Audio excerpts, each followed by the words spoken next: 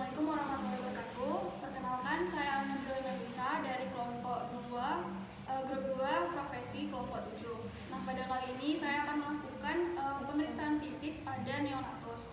Nah, hal yang pertama kali dilakukan yaitu memeriksa catatan pasien, lalu kita periksa alat-alat yang akan digunakan. Yang pertama itu ada stetoskop, kita periksa apakah berfungsi atau tidak terlebih dahulu. Lalu selanjutnya ada form yang berisikan sarung tangan, terus ada meteran, terus ada reflex hammer, terus ada stopwatch, terus ada termometer, fan light, dan otoscope. Lalu selanjutnya di sini ada tensimeter yang digunakan untuk bayi, ada bengkok, dan juga ada timbangan. Nah, setelah alat-alat terkumpul semua, barulah kita melakukan kontra kepada ibu dan orang tua dari bayi tersebut. Baiklah, assalamualaikum Pak, Bu. Kali ini saya perawat Alena Nisa yang bekerja pada Dinas Pagi. Di sini saya akan melakukan tindakan pemeriksaan fisik pada anak Bapak dan Ibu sekitar 20-30 menit. Apakah Bapak dan Ibu bersedia? Baik, sebelumnya Bapak dan Ibu ada yang ditanyakan? Baik, enggak ya Pak? Mari kalau begitu kita mulai pemeriksaan fisiknya. Pertama itu kita lihat keadaan umum dari bayi tersebut. Kita lihat yang pertama kita melakukan cuci tangan, lalu kita dekatkan alat dan memakai sarung tangan.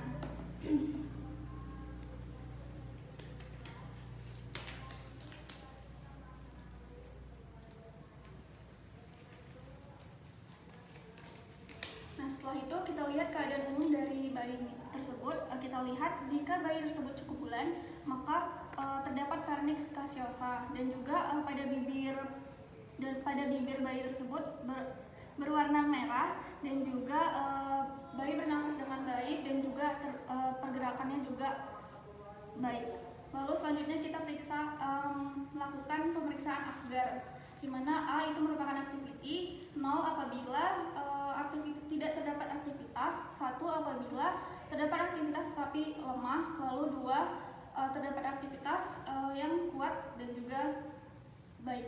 Lalu selanjutnya P yaitu pulse, di mana di situ tekanan denyut jantungnya. Dimana kita di sini menggunakan stetoskop, kita ukur denyut jantung dari bayi. Kita ukur, lalu dikatakan 0 apabila tidak terdapat denyut jantung, 1 terdapat denyut jantung tetapi kurang dari 100, dan 2 terdapat denyut jantung lebih dari 100.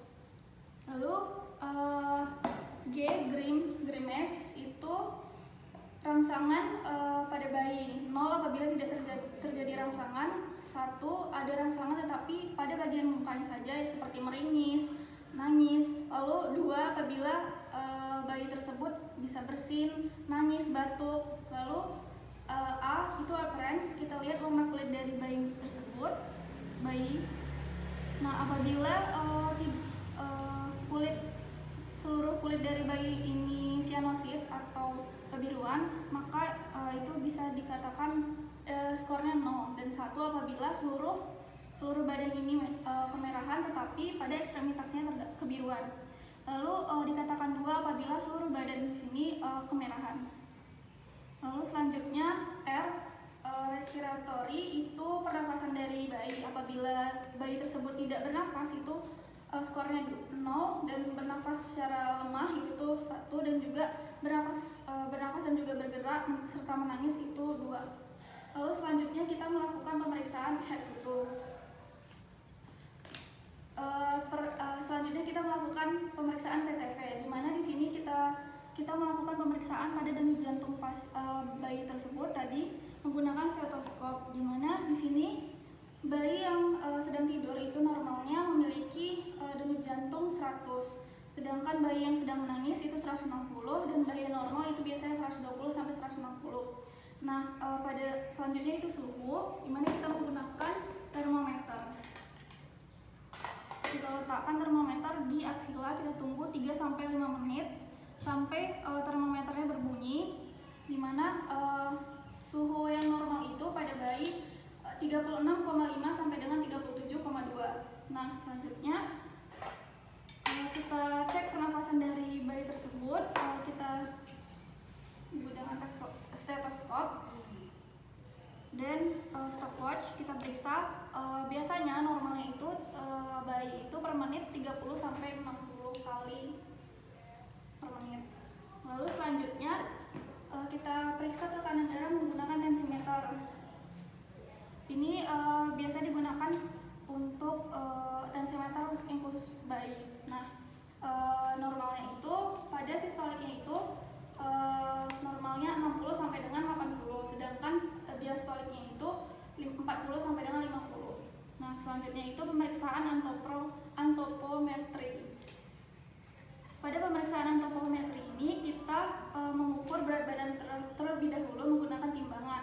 Nah, sebelum itu kita ukur berat dari kainnya. Setelah itu, setelah mengetahui beratnya, lalu kita timbang berat bayi. Setelah kita mengetahui berat bayi ditambah dengan alasnya, selanjutnya kita kurangkan berat bayi dengan alas tersebut. Terus setelah berat badan kita mengukur panjang dari bayi menggunakan meteran. Dimana di sini kita mengukurnya dari kepala sampai dengan ujung kaki. Kita harus meletakkan di tempat yang datar.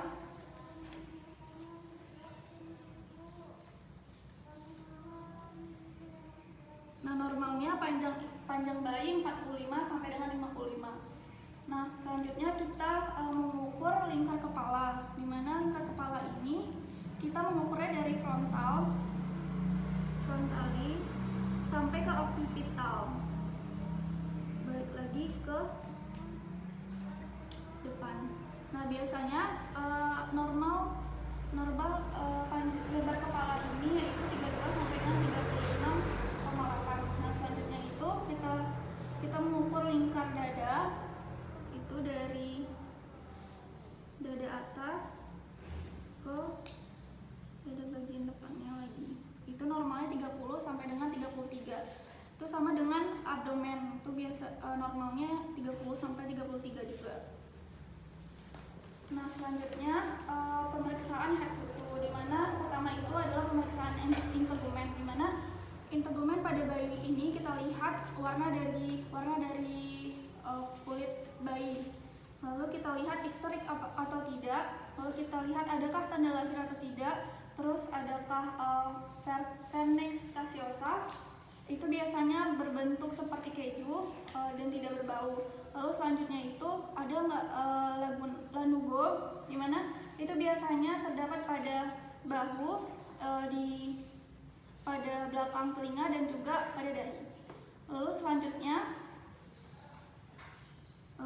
selanjutnya pada bagian kepala. Pada bagian kepala ini kita lihat apakah kepala ini sudah kepalanya simetris atau tidak. Kita lihat satura dan fontanelnya, di mana pada fontanel arterior ini panjangnya yaitu normalnya 5 dan juga posterior itu berbentuk segitiga.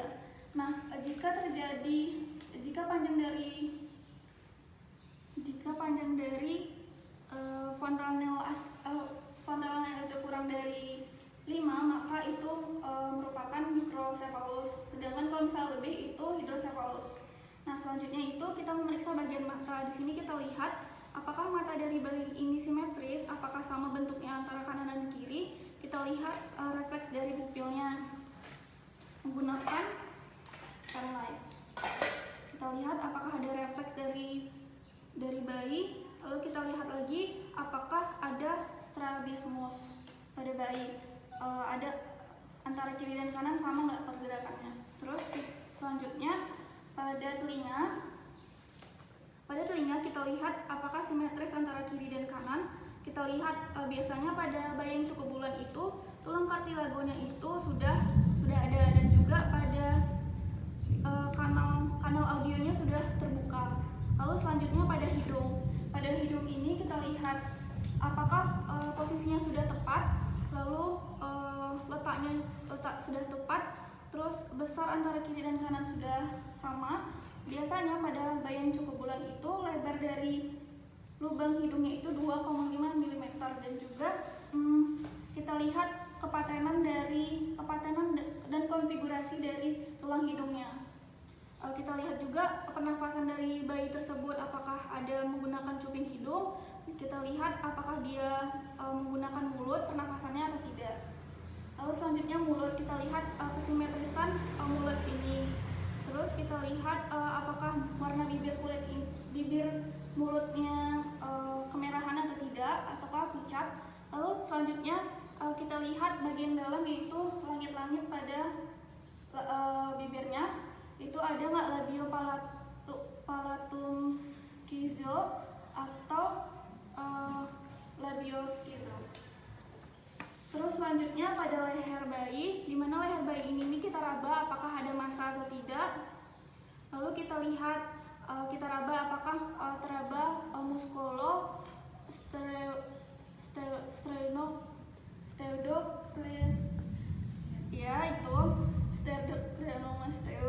Terus kita raba apakah ada pembesaran terhadap trakea dan juga kelenjar tiroid pada bayi. Lalu selanjutnya pada dada, pada bagian dada kita lihat apakah simetris antara kanan dan kiri. Kita lihat adakah massa. Terus kita lihat pergerakan pernapasannya itu antara klavikula, tulang iga. Itu tuh biasanya pada dada dan juga abdomen ketika bernapas itu sama pergerakannya. Lalu selanjutnya pada abdomen, pada bahu, lengan dan juga tangan kita lihat, kita luruskan apakah antara kiri dan kanan itu sama panjangnya, bentuknya sama. Lalu selanjutnya kita lihat pada jari-jari bayi, apakah jumlahnya itu berlebih, itu disebut polidaktili, dan kurang itu disebut sindaktili. Lalu selanjutnya pada abdomen, kita lihat di sini inspeksi tali pusar, biasanya itu ada 2 arteri dan 1 vena. Nah, di sini kita palpasi menggunakan stetoskop apakah ada bisimosus atau tidak. Lalu selanjutnya kita inspeksi, kita raba apakah ada massa atau tidak. Lalu selanjutnya itu genitalis. Bagian genitalis biasanya pada laki-laki itu kita bisa melihat biasanya panjang dari besarnya itu panjangnya 3-4 cm dan lebarnya itu 1-1,3 mm. Nah, pada peritoneum itu tidak boleh ditarik. Nah, biasanya lubang dari uretra ini berada di ujung penis seperti ini. Nah, selanjutnya kita memeriksa pada skrotum apakah ada terjadi pembekakan atau ada massa. Lalu selanjutnya jika pada wanita itu kita lihat biasanya pada yang bayi cukup bulan itu labia minora itu sudah tertutup pada labia mayora. Lalu selanjutnya kita lihat lubang dari uretra bayi itu biasanya tidak menyatu dengan lubang dari vaginanya. Lalu selanjutnya ke tungkai kaki, dimana tungkai kaki ini kita luruskan kaki bayi. Lalu kita lihat apakah panjangnya sama atau tidak, lalu bentuknya sama atau tidak, lalu kita lihat pergerakannya apakah kuat atau tidak, lalu kita lihat lagi jari-jarinya apakah dia jumlahnya berlebih atau enggak berkurang. Selanjutnya kita lihat bagian belakang bayi.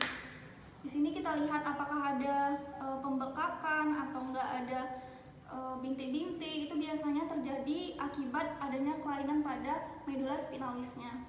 Nah, selanjutnya itu kita lihat pada bagian rektum. Nah, pada bagian rektum ini kita lihat apakah ada kelainan atresia ani.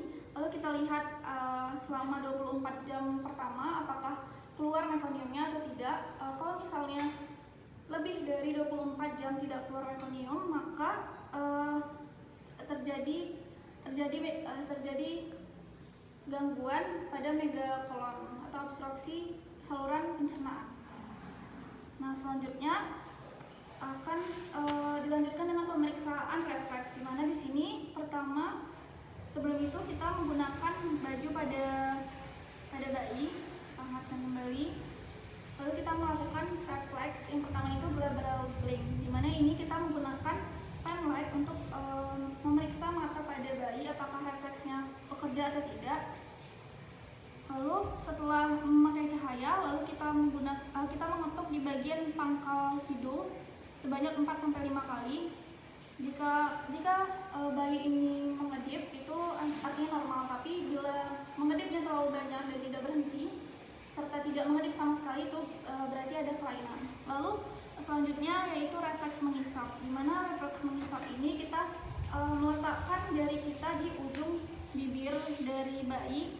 Kita lihat apakah bayi tersebut mengikuti stimulasi tersebut lidahnya atau tidak. Lalu selanjutnya refleks menelan. Di sini refleks menelan kita menuangkan sedikit minuman kepada bayi, apakah bayi tersebut merefleks dengan menelannya atau tidak. Lalu selanjutnya itu menjulurkan lidah, di mana di sini kita menekan salah satu bagian dari lidah. Apakah nanti refleksnya normalnya itu bayi merefleks dengan mengeluarkan lidahnya. Lalu selanjutnya menjulurkan lidah. Terus ada tonic neck, di mana tonic neck ini kita mengarahkan kepala bayi ke salah satu sisi. Lalu nanti bayi yang normal akan merefleks dengan bagian yang dihadapkan itu dengan fleksi, dan bagian yang tidak menghadap ke bagian yang ditekukan itu dengan lurus. Lalu selanjutnya pemeriksaan moro, di mana teknik moro ini kita mengangkat bayi lalu meletakkannya pelan-pelan dan mengangkat lagi dan mengempaskannya dengan pelan. Nah, selanjutnya kita lihat refleks dari bayi tersebut. Normalnya bayi tersebut merefleks dengan badannya abduksi, lalu ekstensi, dan tangannya itu berbentuk C. Lalu selanjutnya itu yaitu tarik duduk. Di sini itu kita menarik bayi ke atas, duduk. Lalu apabila saat dinaikkan di posisi duduk itu bayi naik, kepalanya naik, lalu kembali menggantung lagi, itu normal. Lalu selanjutnya itu ada teknik terkejut. Di sini kita akan mengejutkan bayi dengan menepuk tangan. Lalu refleks dari bayi ini yaitu abduksi, fleksi, dan juga tangannya mengkerut. Lalu selanjutnya refleks merangkak, di mana di sini kita membalikkan badan menjadi telungkup. Nah, di sini kita lihat apakah bayi tersebut merefleks dengan seolah-olah dia merangkak. Lalu selanjutnya itu refleks jalan, di mana di sini kita menelungkupkan bayi kembali, lalu kita memberikan stimulasi di bagian punggung bayi ini sepanjang 4-5 cm.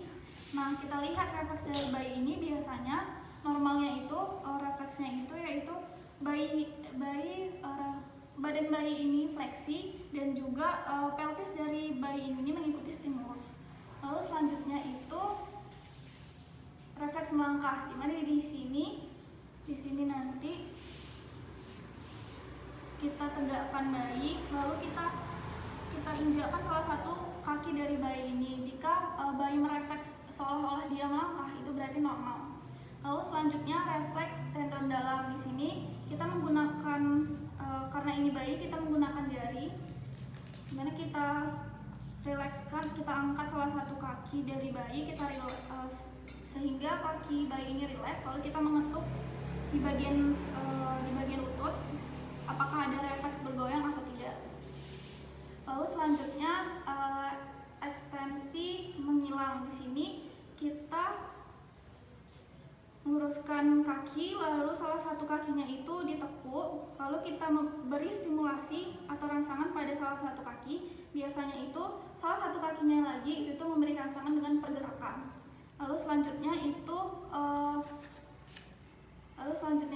mahbet. Nah, pada refleks mahbet ini kita melakukannya dengan mendorong kaki dari bayi tersebut. Jika refleks normalnya itu bayi merefleks dengan menendang kembali ke arah yang berlawanan. Ya.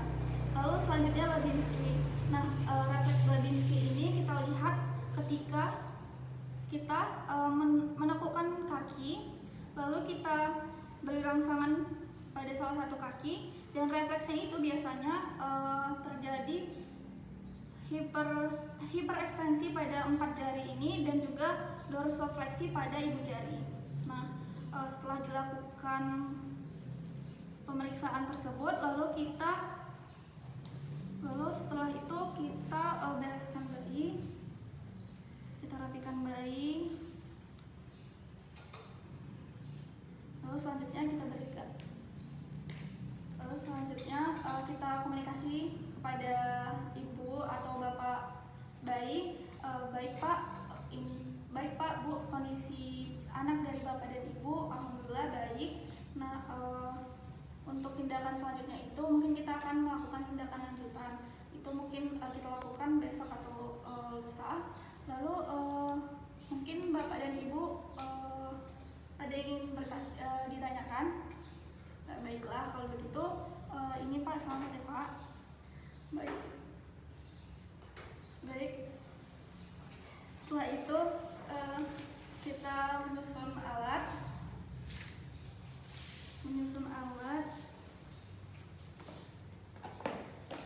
Setelah disusun alatnya, cuci tangan, dokumentasi. 21 September 2021 telah dilakukan pemeriksaan fisik terhadap